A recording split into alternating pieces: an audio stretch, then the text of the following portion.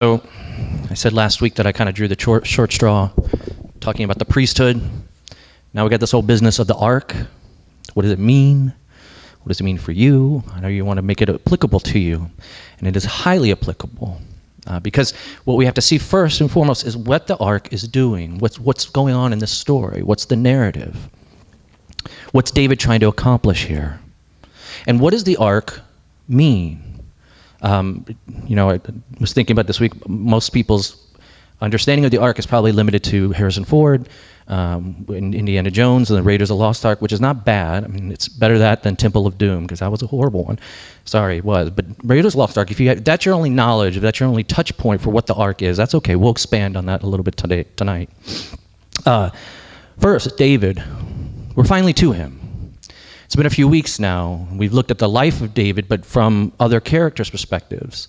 And today we're going to look at the life of David through an object, the ark, and what it means for him, and why is he trying to get it back to Jerusalem? What's the significance of it? See, David's life is very interesting for many reasons. It's some people say it's the longest recorded narrative of an individual life in all of ancient literature, not just the Bible, but in all of ancient literature, it's the longest one. It comprises 2 books of the Bible. God's got a lot to say about this guy, David, and his kingship. And the reason why we're focusing on David and this idea of a wounded life is because we see that through David's experiences, he produces this book of songs. Hold on one second. I underestimated how exactly hot it is up here with the spotlight, so fans coming back on for me, not for you.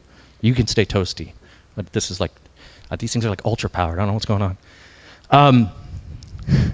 But when you see David's life, it's a wonderful story if you go through, because you see a guy who's real, a guy who's authentic, a guy who's got ups and downs, a guy who's got heartbreak and heartache, and a guy who's got fear and loss, a guy who makes a lot of dumb mistakes, does a lot of stupid things, he does a lot of great things.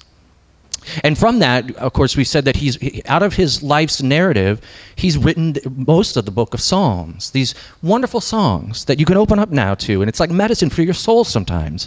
When you feel like you're at the bottom, when you feel like you're lost, when you feel like you have no hope, David's Psalms that came out of his real, authentic, wounded life give us wonderful inspiration, wonderful power. And here today, David is out going after the ark. Now, what's happening here? The ark. I know it seems like an old box to you. I got it. And it was. It was just nothing more than probably a 4-foot long by 2.5 foot by 2.5 foot box. And in it, of course, you have the 10 Commandments from that Moses. You had Aaron's rod. You had a couple other things in there too, we believe. And you have to ask yourself, okay, what does the ark mean for me today? Why is David pursuing it with such vigor? And what is this whole business about Uzzah touching it and dying? We've got to get to that. It's very, very important. First, the ark. Here's what the ark was, and here's why it was so important. It was a box, yes, but it was so much more than that. It's described on there that they'd had angels that were engraved on the outside of this ornate ark of the covenant. And it wasn't just that they housed the 10 Commandments and the rod of Aaron, and that was important enough. Those are relics. Those are religious artifacts. But this was the most important part, is that when the ark was in the wilderness with the Israelites, it went before them. It always went before them, and always resting on the ark was God's presence. They call it his Shekinah glory, his kabod, his weight, his literal significance. The ark, therefore, wasn't a religious artifact like you might think other religious artifacts are. I'll compare those in a little bit. But the ark was the very presence of God. It was the very dwelling place of God. Now, where does that fit into the context of this story? If you remember last week, you remember the 2 sons of Eli who were priests, Phinehas and Hophni, and they were bad dudes. They were stealing money. They were sleeping with the women who came to the church. They were corrupt and they were evil. And the people of Israel and Eli, their very own father, tolerated it. See, this was the point after Israel had gotten rid of its judges. And now they had a priest, but the priests were corrupt, and they didn't have a king to follow. They're almost like a nation just lost in the wilderness, literally, quite literally at times. But the ark, wherever the ark went, people knew That was where God was going. And if God leads, I can surely follow. See, the ark, it wasn't just a box, it was hope. It wasn't just a container, it was promise. It was presence, it was power. And they knew this, the people of Israel did. But here's what happens. Since the two boys of Eli are so corrupt, they figured that they hatch a good plan. They say, we'll take the ark into battle with us. Because they're remembering that in Israel's past, they took the ark and they ran it around the walls of Jericho and they came down, right? And the people said, well, surely wherever the ark goes, the strength of God goes before it. So therefore, we're safe. We can cart it out to battle and we'll win all the time. Yeah, not so much. Because Hophni and Phinehas, they take the ark and they take it into battle to the Philistines and they get decimated. It says about 30,000 people wiped clean. The people of Israel, of course, what are they going to think now? They say, wait a second. We have the ark. This is God. It's our trump card. Surely we'd win. We didn't win. We lost. And the Philistines take the ark and they move it around city to city. And bad stuff happens. They're almost mocking it, saying, this is the ark of the God of Israel that was supposed to be so powerful, and yet we defeated them. The Israelites are crestfallen now.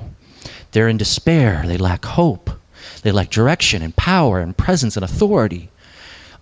Their world has been rocked. And the Philistines take the ark, and they take it to their temple of Dagon, the corn god. They worship the god of corn because he was functional. And weird things happen. So when they put the ark in the temple, Dagon, the statue, it says they wake up the next morning and Dagon, you can imagine this, he's face down, his statue's face down in front of the ark. That'd be kind of odd. So you probably think, like, what are some kids doing, fooling around and moving the statue around? They shouldn't be doing that. So they pick up the statue and they put it back. They wake up the next morning and something even crazier has happened. The statue's there in its body, but its hands and its head are cut off in front of the ark. And hands and head in this time symbolized head for wisdom, hands for power. God's saying, I'm not playing around with you. Stop putting me in your temples. So the Philistines, they get smart. They say, we'll do something better. We'll move them to Ashdod. We'll move them around the cities. In every place that they put the ark, people either die or they get what I just read as tumors, which actually, sorry to say this to be graphic, but the Hebrew word meta means really, really bad hemorrhoids, if you want to say that. I mean, it's kind of gross, but this is what they were doing. They were breaking out literally in pain and suffering. If they weren't dying, they were getting really sick. And so finally they say, get it away from us. Get it out of here. Send it back to the Israelites. And they do that, but then the Israelites, this is where Raiders of the Lost Ark was almost correct. They weren't Nazis, but the Israelites say, let's peek inside. I'm curious, what's inside this thing? They open it up, and they get wiped out. Depending upon your translation, some people say 70, some people say 50,000. We think it's closer to 70. But it was bad news for them. Why? Because it meant power. It meant presence. And the people who kept opening it and people who kept touching it didn't respect this. Now, the ark is the central character in this story. And now we come to the point in 2 Samuel, David the king. Years have passed now. The ark hasn't been in the tabernacle. It hasn't been in the temple for about 20 years or so. Years have gone by. And David says, I want it back. Why? He knows something about the ark that we miss because we're modern folks. And I want to try to explain that today. Here's how I'm going to put it. For David and the ark, he's got a relationship to this object. And it's not just a mere object. It has a force on it. It has glory on it. It has God's glory, his presence. Where this thing goes, he goes. Where he is, you can worship. And David wants it back. Why? And I put it under 3 headings and follow in your outline if you want. He sees that there's a promise to the ark, but there's a problem. And there's a good gospel message to the ark. There's a promise, but there's a big old problem that we got to talk about. But then there's good news with the ark, and David wants it. Here's why. Okay, first, the promise. The promise of the ark, David knows, is that if he can get it and get it back to Jerusalem, all is right with the world. Peace, hope, power, the presence of God. Now the people can go into the temple and they know they'll meet God. They know it. They've been lost for years. And this thing has been floating around. And David knows something of this box, the ark. He knows if he gets it, that's all he'll ever need in his life. All he needs truly is the presence of God. And this is why we believe that David writes Psalm 27 around this time. One thing have I asked of the Lord, that I will seek after, that I may dwell in the house of the Lord all the days of my life, to gaze upon the beauty of the Lord and to inquire in his temple. For he will hide me in his shelter. In the day of trouble, he will conceal me under the cover of his tent. What's he saying there? He's saying, if I got that, that's all I need. I need him for peace in my life. I need him for the power just to live. And the ark represents it because that's where the glory sits. It's called the mercy seat, and I'll explain why in a little bit. It's rather cool. See, the promise of the ark to David, he knows if he can get that, he's got God, and that's all he wants. One thing have I asked of the Lord, that I will seek after, that I may dwell in the house of the Lord all the days of my life, to gaze upon the beauty of the Lord. You know what he wants to do? He just wants to sit and stare at the ark and feel the glory of God, to know it. Because if you followed along David's life and we'll unpack it over the next few weeks, he's made a really hot mess of his life at this point. He's made some really bad decisions. He's going to make a lot more. And he knows without this presence of God, you can have all the head knowledge of him, but it doesn't make any transformation in your heart, David would argue. See, he knows the ark is out there somewhere. And that's a good thing to know. But he wants to experience it. He wants to taste it. Jonathan Edwards always gave this illustration, and I try to update it every once in a while. He says it's as if you know the difference. It's the difference between knowing that honey is sweet and tasting that it is sweet. See, I can tell you all about the sweetness of honey, can I not? Let me tell you. You know honey, but let me tell you about it. It's sweet. It's syrupy. It's warm sometimes. You could spread it on bread. Oh, it's so good and sweet. Have it with a cup of coffee. And now you're thinking about honey, and now you're getting hungry. I got it. But see, it's one thing entirely for me to tell you about the sweetness of honey. But then if I walked you next door and said, here, take, eat. Oh, it's entirely different. Your synapses start firing, if you like honey. Your heart starts thumping, if you really like honey.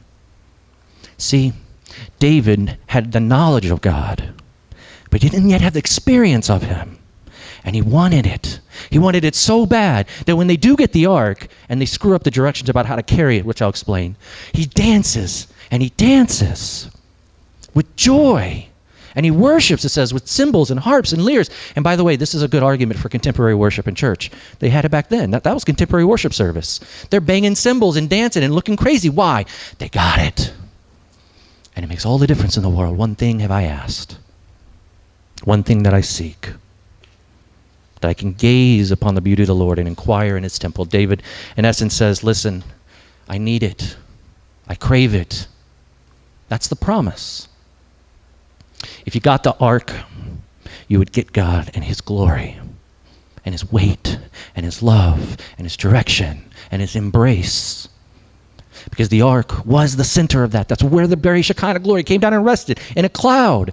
And it sat in the back room of the temple. And it was so powerful that only one person could go one time a year to offer sacrifices for the others. David wants something that sweet. He doesn't want to talk about honey anymore. He wants the dripping from his lips. You see, I'm pressing this out because what the promise of the ark means is this. It's saying I'm going to go from head knowledge of God to a heart knowledge that transforms my life to give me joy, that makes me want to dance and sing and make a loud ruckus. That's the promise. But there's a problem. And if you read this passage, go back, what's this whole business of Uzzah? Nice name, right? Uzzah. They're carrying the ark, and they're loading it back, and they're saying, we got it now. And the ark starts to slip, it says, because the ox stumbled. And poor little Uzzah, innocent little Uzzah, reaches out his hand, and he touches the ark, and God strikes him dead. And here's where modern readers, have a real problem with the Bible. Modern readers, modern people would look at this and say, see, How can I believe in a God who so arbitrarily kills somebody just for sticking out their hand? There's a problem. Uzzah dies. David says he gets angry and scared.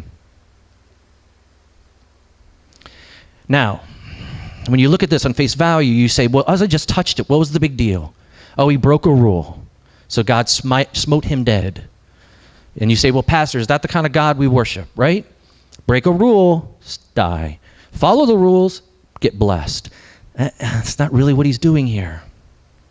See, here, the ark, because it had the presence of God that sat on it, that would come down in the temple, meant it was powerful, meant it was deadly, meant it was lethal to people like you and me, broken people.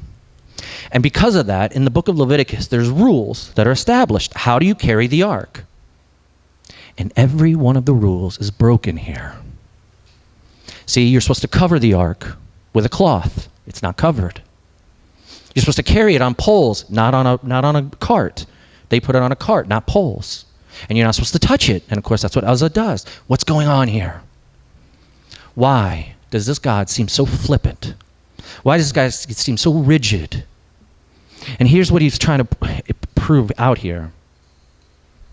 See, the ark is not like any other artifact, religiously speaking. People, most of the time, for religious artifacts, if you are big into artifacts, you touch them. And they give you a blessing. They give you a feeling. I remember going on vacation to Italy, went to Rome, and of course you got to go, when you're in Rome, you got to see all the sights. And we went to St. Peter's Church, my brother and I, at the time. And I remember if you've ever been there, there's the statue of Peter, the great Peter. And his foot's kind of like oddly sticking out. You know this? Not sticking out, but he kind of like leaning it forward. And people go and they rub his foot, rub his little toe, I think. I think it's on his right foot. And I thought, this is kind of weird, funky. Why would you go rub a guy's foot? So I inquired onto this such thing. And I found that actually, he's not the only one that people rub. See, religious artifacts, by and large, for every other faith would say, touch me and I'll bless you. Touch me and I'll give you power. The ark says, you can't touch me because there's too much of a chasm between you and me. When Uzzah touches it, it's not just that he breaks a rule. He breaks a relationship. He takes for granted the power that's in there, and he assumes too much of himself. Let me put it this way, theologically speaking. Put yourself in Uzzah's position. The ark's falling over, and you think, if I let it touch the ground, it's going to get dirty and soiled. So I'm going to touch it with my hand. Now, theologically speaking, soil is okay, theologically speaking. It does what it's intended to do. You plant something in it, you put water, and it grows. It's theologically sound, soil is. Dirt does what it's supposed to do. But Uzzah's hand wasn't doing what it was supposed to do. And see, it's theologically, here's what commentators say. Uzzah touched it because he thought his hand was cleaner than the ground. He didn't know the length and weight and depth of sin in his own heart. He didn't know that the ark was too powerful for him to touch. See, this is the problem. The ark, every other artifact says, come and touch me and take my power. The ark says, I'll have none of it. I'm too high, too powerful, and you are too broken. Uzzah thought, if I can just touch it with my hand, I can help it. And God says, no, because you don't realize the great immense power and weight and glory that resides here. They work this out in your relationship with God. God says this, I'm too big. Don't try to wrap your arms around me. Don't try to control me. Don't try to manipulate me. Don't try to use me. I'm not a tame God, he would say. See, this is the problem with the ark. It's not a tame God. God's not predictable. He's not manageable. I'll push it even further. As I said before, remember I said all the people, the Israelites, they would take the ark and they'd take it out into battle and they always won. And they thought, surely we can do it again. Hophni and Phinehas say, let's take it out and we'll win. And they lost. What's going on here? God says, you don't control me. I don't march to your beat. You can't use me for your own gain. Yeah, I'm too powerful for that. My glory is too heavy. What he's saying is there's a chasm. There's a spiritual chasm, and this is the problem. This is what the ark exposes, the first part of the gospel, that you and I are more sinful than we ever thought possible. Uzzah didn't know his own heart. Uzzah thought his hand was cleaner than the ground, and it wasn't. See, that's what the ark has a problem in our lives. The ark exposes the first part of the gospel message, that you and I are too broken, too lost, too self-centered, too stained by sin to come into the very presence of God. Push it even further. This is why, as I said, the only one person, the high priest, could only go into the Holy of the Holies, the back room where the ark was, and only one time a year, and he had to come with a sacrifice. The problem of the ark is that it shows exactly the depth of the chasm between you and me and God. And like I said, that's the first part of the gospel, that you're more sinful than you ever thought possible. But here's the good news. And David gets it by doing two things. David recognizes this problem, this chasm, but he also sees the provision of the ark. What do I mean by that? If you go back to 2 Samuel 6:9, David recognizes the chasm. He sees Uzzah strike dead, and he gets angry. But then he pauses and he thinks to himself, and he says, how can I then have the ark come to me, God? What's he doing? He's starting to understand grace. He's starting to understand the need for grace in his life. He says, if you're going to do that to him, I don't want any part of this. I can't handle this. No, you are not a God that's tame. I can't control you. I can't manipulate you like all the other idols and gods could be done to. David is first starting to understand the need for grace when he says, how can I then have the ark come to me? See, that's the first part of the gospel. Paul in the book of Romans, he writes it this way. He says, no one's righteous, not one, right? Not one. And David is starting to understand that. See, before, he wasn't carrying the ark the right way. He wasn't covering it. He wasn't following and giving it the respect and the awe, the admiration due, because that was the very presence of God. And he thought, I can own it, I can control it, I can carry it the way I want to carry it, I can touch it when I want to touch it. Now he sees the immense raw power.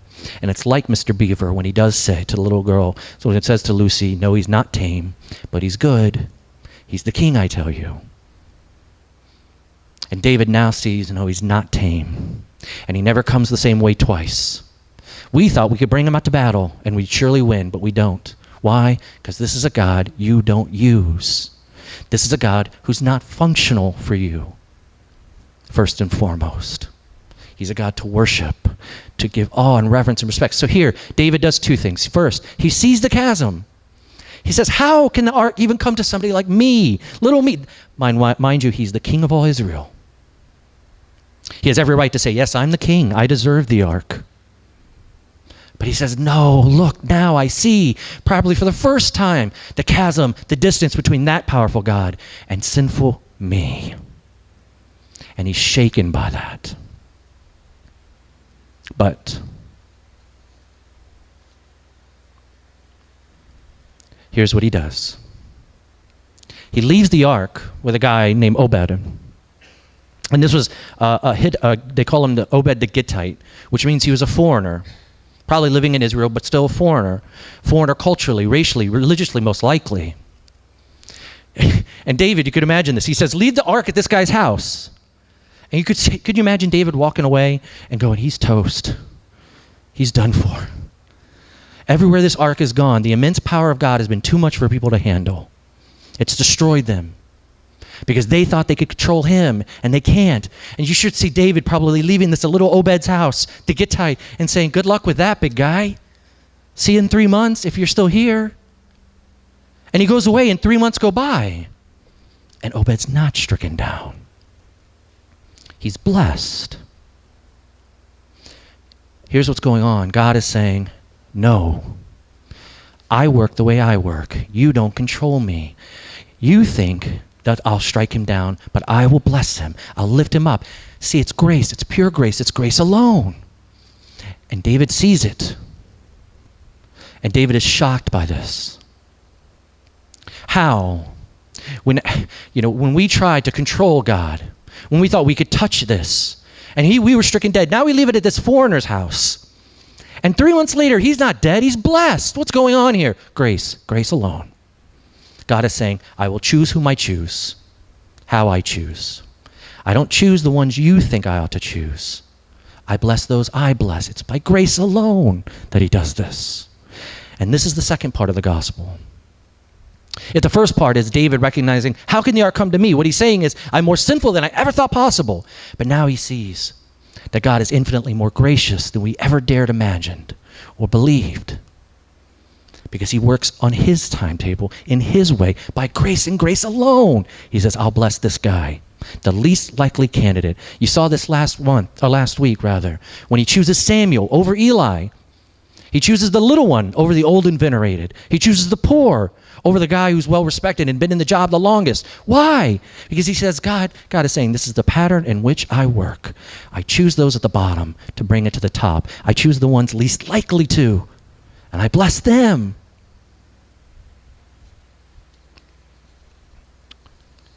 David starts to see the gospel, and it's really, really awesome. Like I said, and I've been repeating this, the ark, when it does get put in the tabernacle, only one person can go once a year to go into that place, into the very presence of God, because it's too powerful for anybody else. But here's the condition. When you went in, you had to take something of a sacrifice. You had to pay it down. You had to pay the cost of the sins of all the other people in the community. And you might say that doesn't sound fair. And you might say, well, what kind of a God is this? What kind of a tyrant God demands a sacrifice to forgive? Why can't he just reside on the ark with his presence? Why can't he just come there and forgive everybody and bless them all? Why does it only have to go one person one time with a sacrifice? And if you say that and you think it's not fair, then brothers and sisters, you have not really been wronged in your life, I would imagine. Because when you're wronged, when you're really, really wronged, there's a cost that needs to be paid. When you and I are hurt by somebody else, you know this. And it's a deep hurt, and it's a deep wound, and there's pain, and there's hurt and tragedy. Somebody betrays you, somebody lies to you, somebody mistreats you very, very wrongly, and they cut to your core. There's a cost. You can forgive them, but you'll be paying the cost. Or you can hold a grudge, and they'll pay the cost. But a cost exists nonetheless. You see, this is what the Holy of Holies is. This is what the ark means for you. There is a problem with our lives. There is a chasm. But it was broached. Back then, it was broached one time a year on Yom Kippur.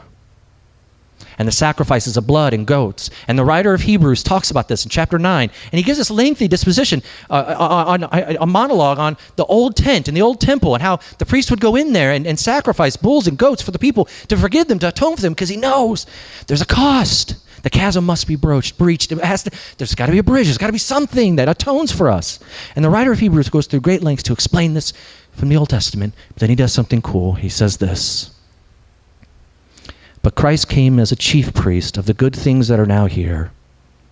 Christ went through a better, more perfect tent that was not made by human hands and is not part of this created world.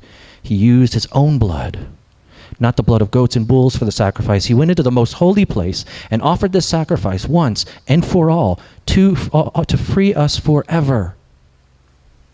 The blood of goats and bulls and the ashes of cows sprinkled on unclean people made their bodies holy and clean. The blood of Christ, who had no defect, does even more. Through the eternal Spirit, he offered himself to God, and now we can serve the living God. Here's what the ark means for you today. It means God drew near to you. You get his power. You get the presence, not death. Go into the Holy of Holies one time and you're stricken dead. Touch it like Uzzah, you're dead.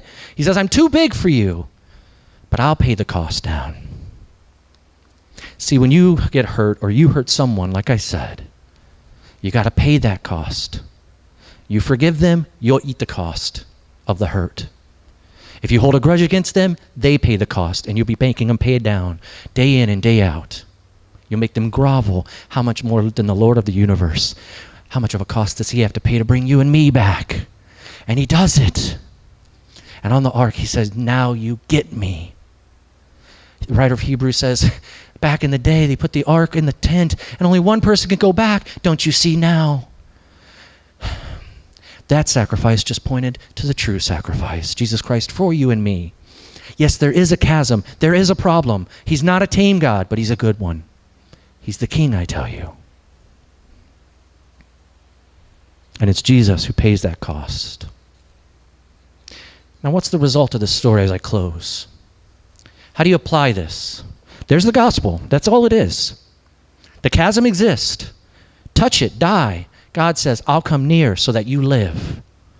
And you get me. And you can taste me like that honey, not just think about me. And what does it do to your life? Or what does it ought to do? Look at David. The part we didn't read. Sometime go back if you can, tonight or tomorrow. Go back in 2 Samuel at the end of chapter 6 and look what's happening to David. It's something really funny. At least it's funny to me. I don't know if you'll find this funny. He's dancing again. He's dancing. He's leaping for joy up and down. And he's wearing a linen ephod. You remember that from last week? The linen ephod was the sign of humility. David finally gets it. He finally gets the depth between him and God, but that it'll be bridged by a sacrifice. And the bulls and the goats are only temporary. They lead to the one, Jesus Christ. Now you and me, on the other side of the cross, get to know that Jesus did that for us. What should it do for you? Joy. Joy. Do you dance? Do you scream out? Let me push this even further to wrap up this story. David's dancing with the women. Scandalous. And Saul's daughter in that story, Michal, comes down and says, how stupid of you. The king, looking like an idiot, basically, dancing with these women.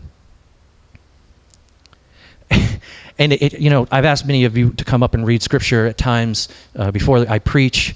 And I do that because I know you get tired of hearing my voice and you want to hear other people talk. And it's nice to have people do that, so please volunteer. But I know it's hard for people to get up here and to look out there and to read scripture. And I know it's even harder sometimes when I've asked people, can you pray after reading scripture? And they get mortified.